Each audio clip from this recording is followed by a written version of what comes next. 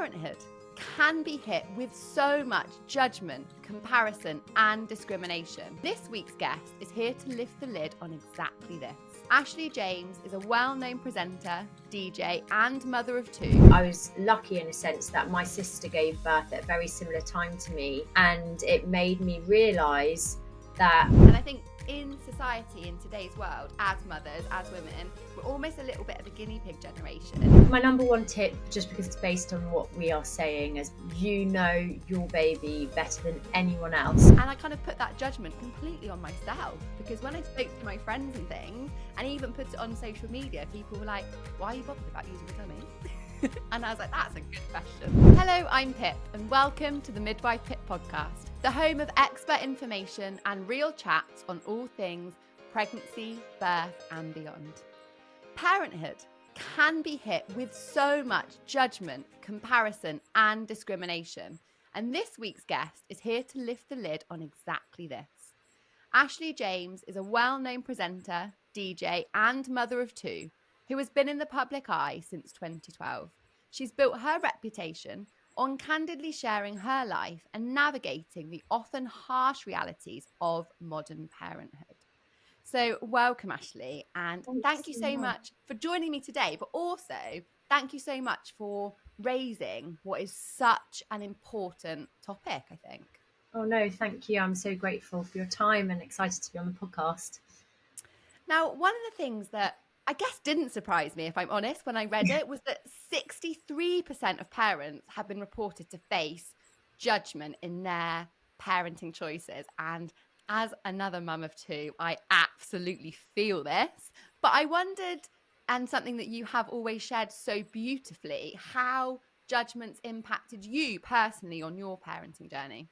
Yeah, I think the thing that surprised me the most about those statistics were how the other percentage got away without judgment, because I feel like from the moment I announced my pregnancy, and I know that every other, especially mum, I'd say more than dads, has experienced judgment for their birth choices, for breastfeeding or not. So, 16% said for their feeding choices.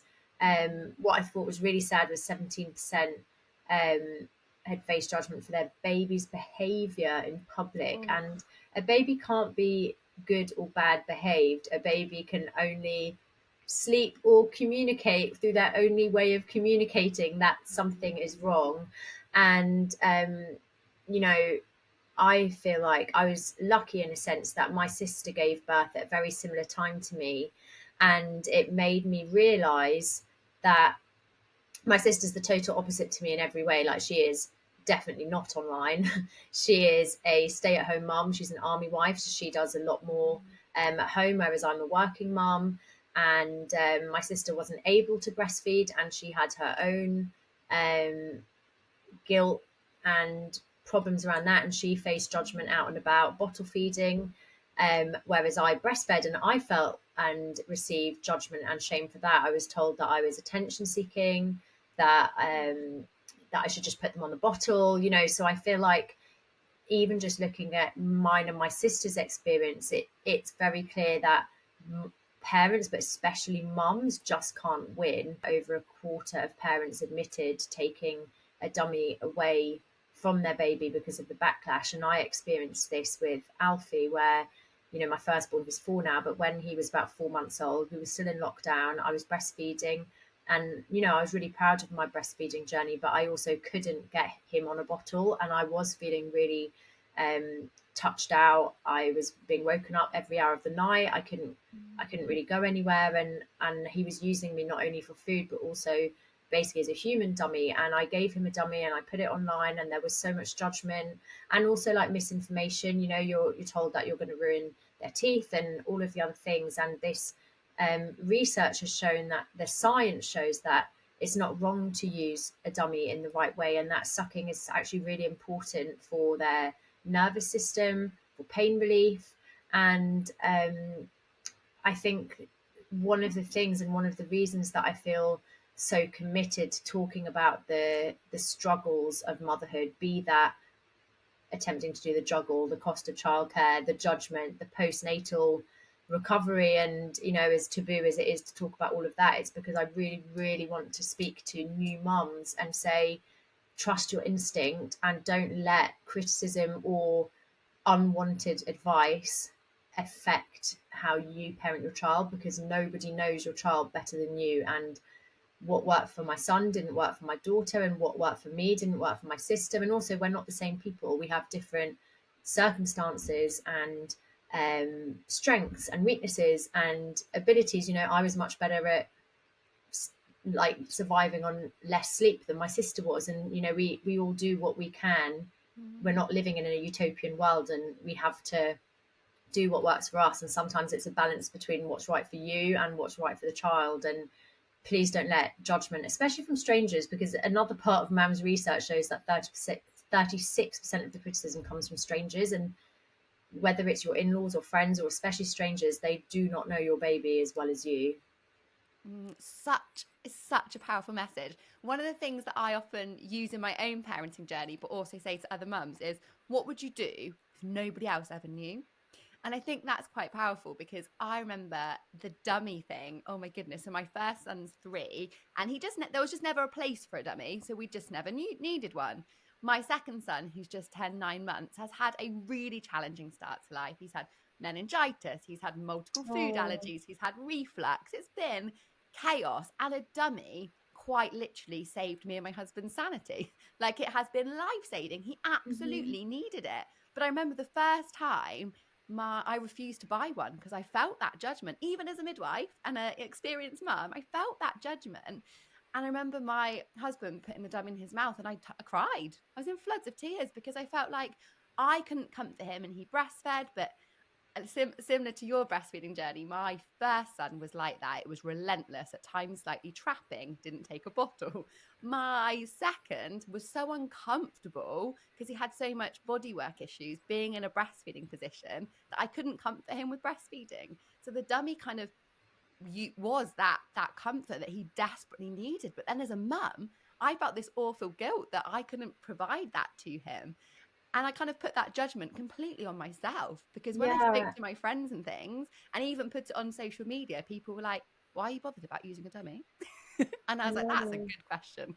Why am I bothered about it? It works so great. Do you know what? It's interesting, because even if you could have provided that comfort for him, you're a human, you're not a robot, and it is okay to feel touched out and to feel like you can't do it. But also, society isn't set up to allow us, even if we wanted to. And by the way, I didn't necessarily want to be this mum either, but like, we don't have great maternity leave that if we wanted to breastfeed for 2 years that we could. But I was definitely touched out around 4 months, and so even if I could have provided comfort, I needed an outlet. And I stopped giving out the dummy because of the backlash. And it's weird, because normally things don't really bother me, but I think that was just one thing on top of it. And probably like you know, I did have this like, oh, I don't know, like you almost sense the backlash before you do it. And you know, I was speaking to another mum earlier, and she was saying she gave dummies to all 3 of her kids, but didn't really like ever make a point to put it online because she worried about backlash. So it is interesting, isn't it, that in a time that we should be being empowered and supported, we're feeling like we have to hide bits of our journeys. And isn't it mad that we're kind of like all feeling the same? You know, we're all trying to hide the same stuff. And actually, if we were all just maybe a little bit more open and honest about the challenges, the way that we were feeling, we'd recognise that there's massive solidarity in the fact that often we are feeling the exact same way as mums. Yeah, and I think, you know, I always take it back to me and my sister, because we are people that did it very opposite, and both really supported each other, and both recognised that there were like struggles to both things. You know, my sister really struggled with not being able to breastfeed. She was shamed for bottle feeding, but then I felt envious of her that she got to kind of take turns more, or get to have her life back, in the sense of going out for dinners or whatever, where I felt like I was kind of in that kind of newborn relentlessness at a time where people's patience ran out with it, and people were like, well, why don't you just give them the bottle? So my sister was being shamed for giving the bottle, but I was being shamed for breastfeeding. And We can't win. I think that's, yeah, it's that thing of like, you cannot win, which is also why I so wanted to get behind this campaign to speak up for mums. You know, another example is like how I chose to give birth. I had a really terrible vaginal birth with my first, and I had a C-section. The amount of noise around C-sections, and it's like really, it's each to their own, but that allowed me to have a really positive birth and a faster recovery, which obviously is kind of the opposite of the kind of the myths that you're told, and everyone will be different. You could speak to people who had great experiences and bad experiences on both, so it really is trusting your gut and your instinct and taking all the like information out there and deciding what's best for you. And I do think it's a balance between what's right for baby and what's right for you. In those two things, it can be a bit of a juggle because we need sleep and we're not robots, and we also are all parenting in a system that doesn't really support it. Definitely, and there's just no right way to do any of it, is there? There is just no perfect way, and we don't need to be perfect. There is a right way. Go on, tell me. Be a dad and change your nappy. Oh yeah, I love that. I love that. I love that. I can't believe he changes a nappy. Oh my God, you're so lucky. Is he hands-on? Oh, that's amazing. I feel like that is the only right way to parent. It's nuts, isn't it? Be a hands-on dad. The amount of times that, you know, my husband will take my son. In fact, he took him to rugby tots the other week, and everyone was like, oh my gosh, like he's so incredible that he takes him to rugby. And I'm like, I take him everywhere every day of the week, and no one's telling me I'm amazing. I always say to Tommy, when I would take my Alfie out in the pushchair, there'd be like tutting and like, oh, always in the way. Whereas like Tommy would take the pram out, and it would be like the sea with Moses, like people like fanning him, feeding him grapes, being like, oh wow, what a good dad. And you know, he would go to the playground and everyone would applaud his presence, whereas I would go to the playground and people would be judging my interactions. And I think that is for me what motivates me to empower mums, to like not judge, because it is really easy to judge because it's such an emotive process of like learning what works for us, that of course it's easy to project that onto others, but we really have to hold space and remember that we are all so unique, and what works for me doesn't work for my sister and might not work for someone else, because our babies are different and our circumstances are different, our finances are different, our support networks are different, and like it's such a unique combination, isn't it? We're just hitting pause for a moment whilst I share something new and exciting with you. Have you ever wondered what's normal and what's not when it comes to your baby's poo? The colour, texture and frequency of your baby's poo can provide valuable insight into their health and development. It can also help you determine when to seek advice from a healthcare professional. AptaClub's new AI poo tool makes it easy to understand what your baby's poo might indicate. You can even upload a photo, and the tool will analyse it to provide helpful information. You can check it out now at aptaclub.co.uk/baby/baby tools/poo tracker. So and I think in society, in today's world, as mothers, as women, we're almost a little bit of a guinea pig generation, in that, you know, if I look back just to my mum's motherhood journey, families typically all lived really close together. There wasn't, you know, women typically had children and stayed at home, whereas we're in this generation where, you know, and rightfully so, we've worked hard to have careers and to be professionals and to be working mums, but comes with that another layer of kind of pressure and juggle, but equally less support. So we're kind of more is expected, but there's less support from society, from family, from the healthcare service as well. And the two they just don't marry up, do they? But then I would also say that stay-at-home mums receive even more like criticism and judgment, and there's this perception that they're not working. I'm sorry, like I call Monday the parents' weekend, like the working parents' weekend, because for me, working is so much easier than being with my children. And so the fact that we consider stay-at-home mums to not be working, like, I mean, I think it's the hardest job in the world, really. And, you know, why don't we value motherhood? And why is it that school times are still the same as, you know, school times and work times don't marry up? And therefore, of course, we're all struggling. Of course, we're all juggling, because we're all trying to do the impossible every single day. And as you said, like, we're at work now, and a lot of people don't get flexible working. So how are you meant to do the two, especially if you don't have like support systems in place? Yeah, it doesn't work, does it? Like the two things just don't kind of align. It's really, really difficult space, I think, for mums of today's generation, which is why these campaigns, which is why someone like you speaking out is so important, because we don't want our children ultimately to grow up in a society where there is this kind of level of judgment. Actually, I could talk about this all day, but could you just finish us off with 3 top tips that you'd like to share with any new or expectant parents listening to us? I think my number one tip is like, you know your baby better than anyone else. So please, like, trust your instinct, do what's best for you, and speak up.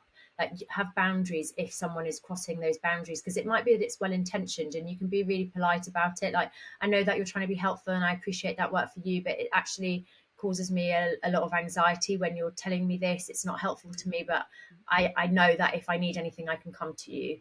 The second thing I would say is, if you're feeling lost and you're feeling, like you've lost yourself, just know that you will find yourself again, and it's a journey. And of course, you can't feel whole when you're half of someone else. Like, Yeah. you're not sleeping, you're giving everything to this little person, and it's taking over your life. And I think there's an expectation to kind of have other things to talk about or to get back to normal, and it's okay. And for some people, they might feel back to normal in 6 weeks, but for me it was like 2 years. So, like, please be patient with yourself and know, I always talk about the flamingos losing their pink when they have children, but you will find your pink again. And the third thing I'd say is, like, remember, in terms of like criticism and judgment and information that you take on online, remember that you can control your feed. So whether it's an influencer or a celebrity or a friend or whoever it might be, if they're making you feel like you're doing something wrong, or they're making you